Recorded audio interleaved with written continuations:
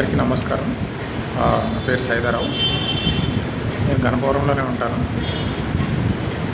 అయితే ఈ మధ్యకాలంలో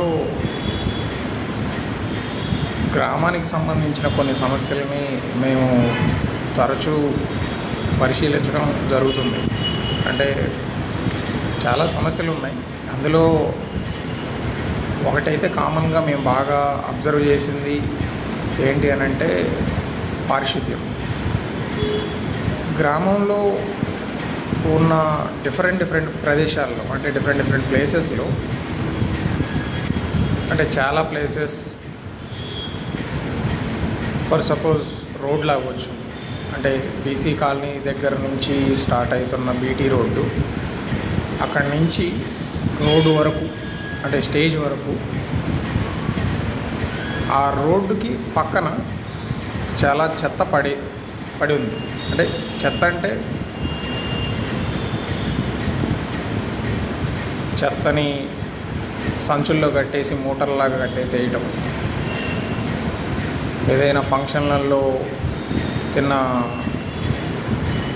విస్తరాకులు, గ్లాసులు, ప్లాస్టిక్ గ్లాసులు అవి ఇవి తీసుకొచ్చి ఆడేయటం, దాంతోపాటు చనిపోయిన జంతువుల్ని అంటే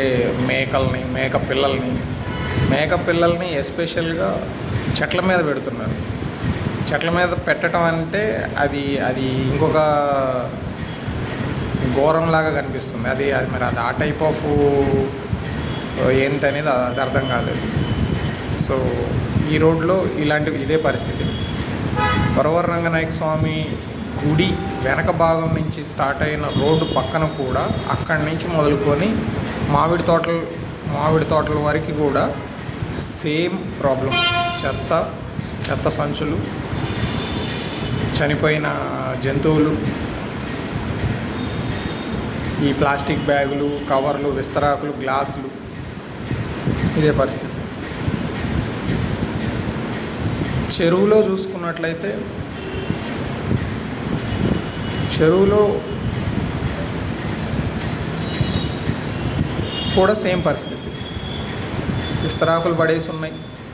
కాటమయ్య గుడి దగ్గరలో ఒక పర్టికులర్ పొజిషన్లో ఇదే పరిస్థితి ఉంది. ఇటు సైడు శంకర్ శెట్టి గోపాల్ పొలం దగ్గరలో ఉన్న చెరువు ప్రాంతంలో కూడా అక్కడ చాలా ప్లాస్టిక్ బస్తాలు ఇవన్నీ పడేసి ఉన్నాయి. దాని తర్వాత అటు కొంచెం ముందుకు పోతే అలుగు వాగు అంటాం కదా, చెరువు నుంచి కిందకి దిగి బ్రిడ్జ్ కింద నుంచి పోయేది మసీదు పక్కన. దాని దగ్గర ఒక మనిషి నిలబడటం అనేది చాలా కష్టం ఉంది. అక్కడ పోయి నిలబడలేకపోతున్నాం. అంత దారుణమైన వ్యర్థ పదార్థాలు అక్కడ పడేస్తున్నారు. చనిపోయిన జంతువులు అందులోనే పడేస్తున్నారు. కుక్కలు అక్కడ తింటున్నాయి. అంటే ఏ కుక్కలు? మన వీధులలో తిరిగే కుక్కలు. అవి తిని మన వీధులలోకి వస్తాయి. వాటిని ఆటోమేటిక్గా పిల్లలు వాళ్ళు వాటిని ముడుతూనే ఉంటారు. అట్లాంటి పరిస్థితిలో ఉన్న ఘోరమైన పరిస్థితి అనేది అక్కడ క్రియేట్ అయ్యింది ఆ అలుగు వాగు దగ్గర. అదొకటి. ఇంకా చూసుకున్నట్లయితే ఇటు సైడ్ ఎక్కడంటే ముత్యాలమ్మ బండ దగ్గర నుంచి మొదలుకొని పామాయిల్ తోట దగ్గరికి అంటే స్ట్రైట్గా ఈ ముత్యాలమ్మ గుడి దగ్గర కాలువ వెంబడి పడి ఆ రోడ్డు వెంబడి బారుగా అటు స్ట్రైట్గా వెళ్తే పామాయిల్ తోట వచ్చేంత వరకు కూడా ఉన్న రోడ్డు మీద చెత్త, అదేవిధంగా కాలువ అయితే అధ్వానంగా ఉంది. అది ఎప్పటి నుంచో పేరుకొని పోయినాయి, అది వాస్తవమే. కానీ అది ఇంకా అలానే ఉంది. అటు కొంచెం ముందుకు పోతే శ్మశానం దగ్గర, ఏ శ్మశానం అంటే ఎగ్జాక్ట్గా ఈ మధ్య గోడౌన్ కట్టారు కదా, ఆయన పేరు శివనారాయణమూర్తి అంట. ఆ గోడౌన్ దగ్గర ఉన్న శ్మశానానికి ఎదురుగా అంటే గౌడ్స్ బజార్ నుంచి అటు సైడ్ వస్తే అక్కడ ఒక జంక్షన్ ఉంటుంది. ఆ జంక్షన్ దగ్గర విపరీతమైన ఘోరమైన వ్యర్థాలు అంటే సేమ్ ఈ వేరే ఏదే కాదు, విస్తరాకులు, చనిపోయిన కుక్కలు, దూడలు, చనిపోయినప్పుడు పడేసే మంచాలు, బ్యాగులు, డైపర్ బ్యాగులు, అంత ఘోరమైన పరిస్థితి. అసలు అటు సైడ్ నుంచి పాస్ అవ్వాలి అని అంటే, అటు సైడ్ నుంచి ఒక మనిషి వెళ్ళాలి అని అంటే ఖచ్చితంగా ముక్కు మూసుకొని మాత్రమే వెళ్ళగలుగుతాడు. లేదనంటే అక్కడ ఒక నిమిషం కూడా నిలబడలేనటువంటి పరిస్థితి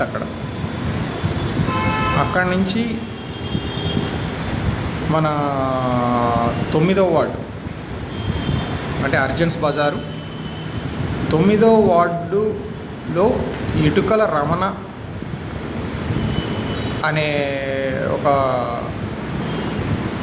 ఆడామె వాళ్ళ ఇంటి పక్కనే ఒక చర్చి ఉంటుంది, అక్కడనే గుడి కూడా ఉంటుంది. అయితే వాళ్ళ ఇంటి ముందు సీసీ రోడ్డు ఉంది.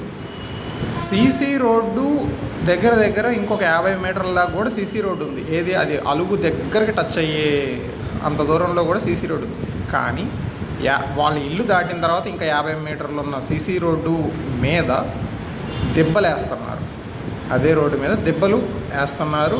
దాని మీదనే చెత్త, దాని మీదనే చచ్చిపోయినాయి. ఆమె అయితే ఒక రకంగా ఎట్లా చెప్తుంది అని అంటే, ఏదున్నా ఇక్కడికే వచ్చి వేస్తున్నారు.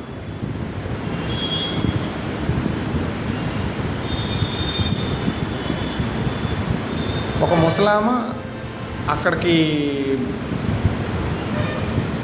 బాత్రూమ్కి అక్కడికి వెళ్తుందంట. అంటే వాళ్ళ ఇంట్లో బాత్రూమ్స్ లేకపోవడం వల్ల ఆ ముసలామె ఆ దెబ్బ మీద నుంచి దాటి అటు పైకి వెళ్తుందంట.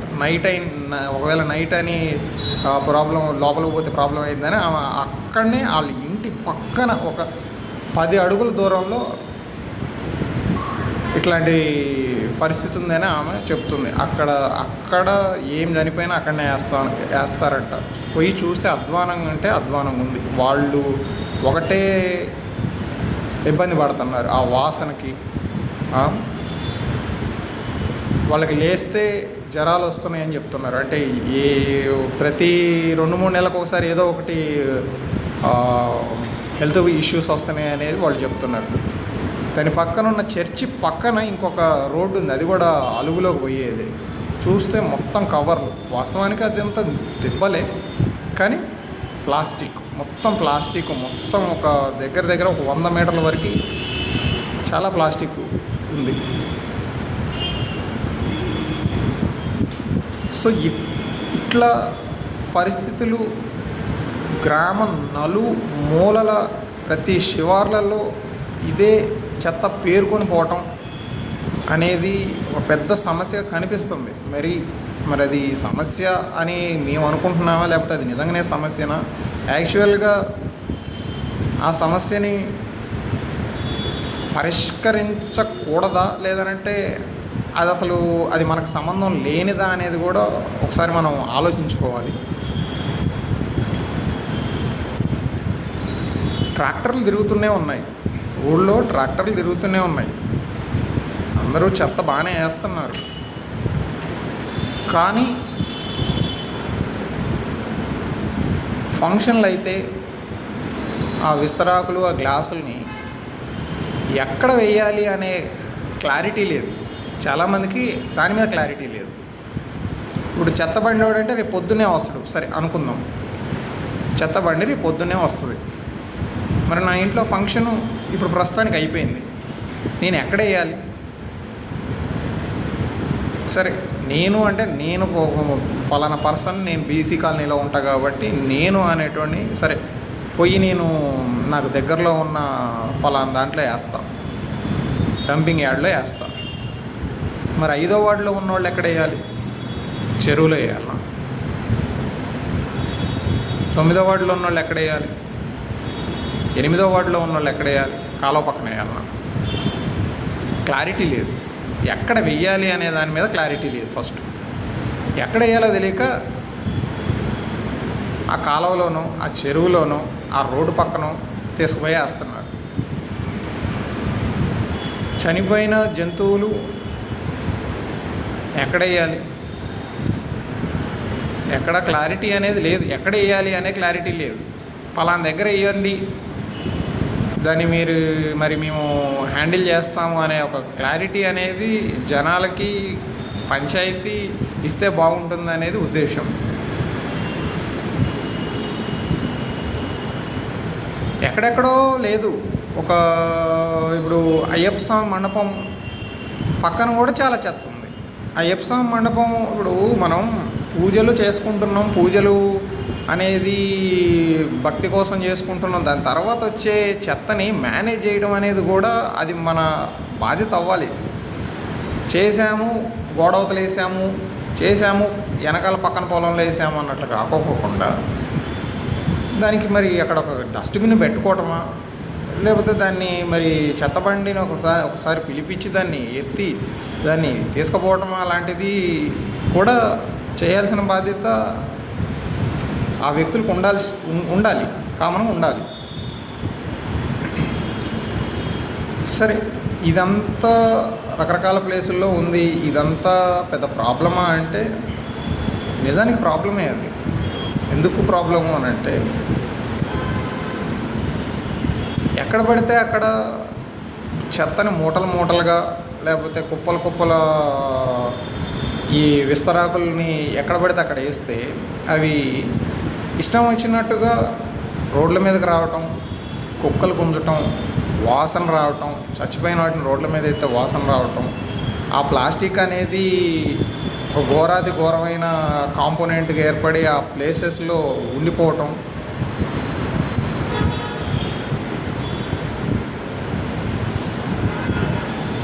సో వీటి మీద తిరిగే క్రిములు ఉంటాయి, వాటిలలో పెరిగే క్రిములు ఉంటాయి. ఆ క్రిములు అనేవి ఊర్లలోకి వచ్చి జనాలు తినే పదార్థాల మీద వాలటం. ఈగలైతే వాలుతాయి. ఒకవేళ అందులో నుంచి వచ్చే పురుగులు, బొద్దింకలు అట్లాంటివి అయితే ఊర్లలోకి చేరితే అంటువ్యాధులు వస్తాయి. లైక్ జ్వరం లాంటివి రావచ్చు, ఇంకొక డయేరియా లాంటివి రావచ్చు, ఒకళ్ళ నుంచి ఇంకొకరికి అంటువ్యాధులు అనేవి ప్రబలవచ్చు. గత 5 సంవత్సరాల నుంచి మన గణపవరం గ్రామంలో ఊరు నిండా ప్రతి సంవత్సరం అందరికీ జ్వరాలు వస్తున్నాయి. ఎందుకు వస్తున్నాయి? నేను గత 5 సంవత్సరాల నుంచి గణపవరం గ్రామంలో ప్రత్యక్షంగా ఉండలేదు కాబట్టి నేను అట్లాంటి దానికి నేను గురి కాలేదు. కానీ గణపవరంలో ఉన్న నా స్నేహితులు చాలామంది కూడా వాళ్ళకి అప్పుడో ఇప్పుడో ఎప్పుడో ఒకప్పుడు నాకు జ్వరం వచ్చింది అనే మాటలు నేను చాలాసార్లు విన్నాను ఈ గత 5 సంవత్సరాలు. అంటే కేవలం ఇట్లాంటి సమస్య వల్లనే జరుగుతుందా అని అంటే కాదు. చాలామంది అంటే బహిరంగ మలమూత్ర విసర్జన అనేది చాలామంది చేస్తున్నారు. అంటే ఎవరు చేయరా, మీరు చేయలేదా చిన్నప్పుడు అంటే అవును, చిన్నప్పుడు చేసాం, కాదనట్లేదు.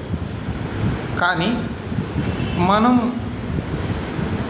దాన్ని తగ్గించే ప్రయత్నం అనేది మనం చెయ్యాలి అనేది ఉద్దేశం. తెలియనప్పుడు చేసాం. సరే, ప్రపంచం మారుతుంది, మనం కూడా పరిస్థితులకు అనుగుణంగా మనకి వచ్చే వ్యాధుల నుంచి, మన పరిసరాల శుభ్రత ముఖ్యమైన ఆలోచన మీద నుంచి మనం చాలా కొన్ని విషయాల్ని మార్చుకోవాల్సిన అవసరం మనకు చాలా ఉంటుంది. సో ముఖ్యంగా ఈ అపరిశుభ్రత గ్రామ నలుమూలల్లో ఉండటం, ఈ బహిరంగ విసర్జన అనేది, ఇవన్నీ కూడా మన గ్రామంలో ఉన్న ప్రజల ఆరోగ్యాలని దెబ్బతీసేలా ఉన్నాయేమో అనేది నా ఆలోచన.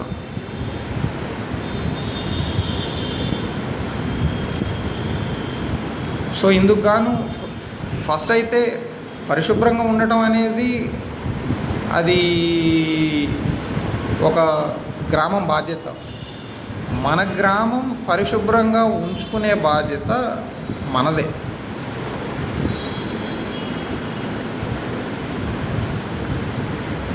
సో దానికి గాను గ్రామ పంచాయతీ ప్రస్తుతానికి ట్రాక్టర్స్ నడిపించినంత మాత్రాన ఈ సమస్యని మరి ఇవన్నీ నగర శివార్లలో అది గ్రామ శివార్లలో ఉండటం వల్ల ఈ సమస్య అనేది సాల్వ్ కాదు. మరి ఏం చేయాలి అని అంటే ఊరు మొత్తాన్ని ఒక క్లీన్ డ్రైవ్ నిర్వహించాలి. ఊరు మొత్తంలో ఒక క్లీన్ డ్రైవ్ నిర్వహించాలి.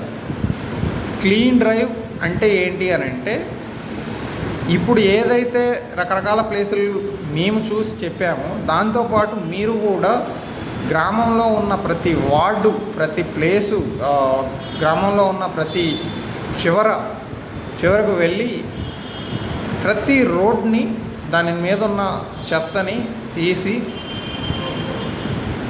డంపింగ్ యార్డ్కి తరలించాలి. దీన్ని క్లీన్ డ్రైవ్ అని అనొచ్చు. సో ఇటువంటి క్లీన్ డ్రైవ్ చేయాలి. ఈ క్లీన్ డ్రైవ్ చేసిన తరువాత పంచాయతీ వాళ్ళు అంటే పాలకవర్గం కానీ కార్యనిర్వహణ వర్గం కానీ దీనిని మళ్ళీ పునరావృతం కాకోకుండా చూడాలి. ఎలా చూడాలి అని అంటే ఖచ్చితంగా ప్రతి వార్డుకి మీరు తిరిగి వార్డు మెంబర్ని వెంట పెట్టుకొని ప్రతి ఇంటింటికి తిరిగి ప్రతి ఒక్కరికి చెప్పాలి, ఇలా మేము ఒక క్లీన్ డ్రైవ్ చేశాము. ఇది ఎందుకు అనంటే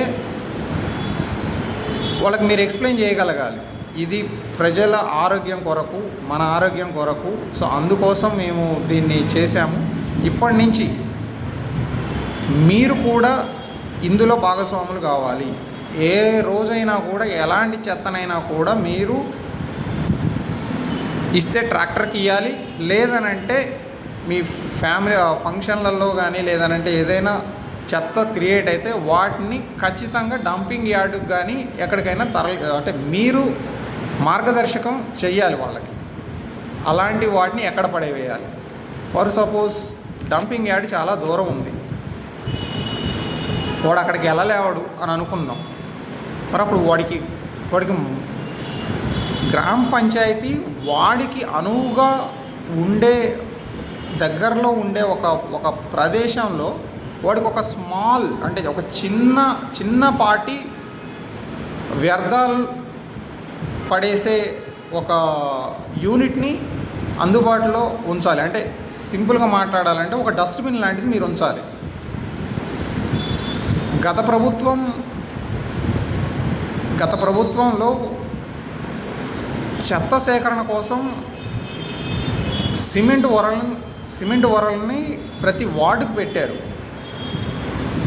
ప్రతి వార్డుకి ఆ సిమెంట్ వరల్ని పెట్టారు, కానీ వాటిని తీశారు. నాకు తెలిసిన ఇన్ఫర్మేషన్ ప్రకారం అందులో వేస్తే అవి మరి అది ఏమైందనేది తెలియదు. కానీ నాకు తెలిసిన ఇన్ఫర్మేషన్ ప్రకారం మా ఇంటి దగ్గర ఎందుకు పెడుతున్నారు అని ఏదో సంథింగ్ అన్నారని ఏదో తీసేశారంట. మరి ఎందుకు తీసేశారనేది క్లారిటీ లేదు. లేదంటే ట్రాక్టర్ అనేది ఇంటింటికి తిరుగుతుంది కాబట్టి వాటిని తీసేశారనేది తెలియలేదు. అయితే ఎందుకు సిమెంట్ వరలను పెట్టాలి అంటే చెప్పినట్టుగా ఏదైనా ఫంక్షన్ అయితే వాటికి సంబంధించిన వ్యర్థాలని డైరెక్ట్గా ఈ కాలువలోనో రోడ్డు మీదనో ఎక్కడో పడేయకోకుండా ఆ నియర్ బై ఏరియాలో మీరు ఒక చిన్న యూనిట్ పెట్టగలిగితే అందులో వాళ్ళు పడేస్తారు, ఎక్కడ పడితే అక్కడ పడేయకోకుండా. సో అందులో పడేసిన చెత్తని ఈ చెత్త సేకరించే కార్మికులు ఈజీగా ఎవ్రీ యూనిట్ని ఒక వారంలో ఒకసారి రౌండ్ వేసినా కూడా అందులో ఉన్న చెత్తని 3 రోజులకు ఒకసారి వేసినా కూడా అన్ని యూనిట్లో అంటే ఫర్ సపోజ్ 12 వార్డులు ఉన్నాయి, 12 వార్డులలో 12 మీరు పెట్టారనుకోండి, ప్రతి దాని దగ్గరికి ప్రతిరోజు పోవాల్సిన అవసరం లేదు. లేదనంటే దానికోసం అంటూ తిరిగినా కూడా వారంలో ఒకసారి తిరిగినా కూడా ఎంతో కొంత చెత్త వేసేవాళ్ళు ఉంటే అందులో వేస్తే ఆ చెత్తను మీరు కలెక్ట్ చేసుకొని డంపింగ్ యార్డ్కి తరలించడానికి ఈజీ అవుతుంది.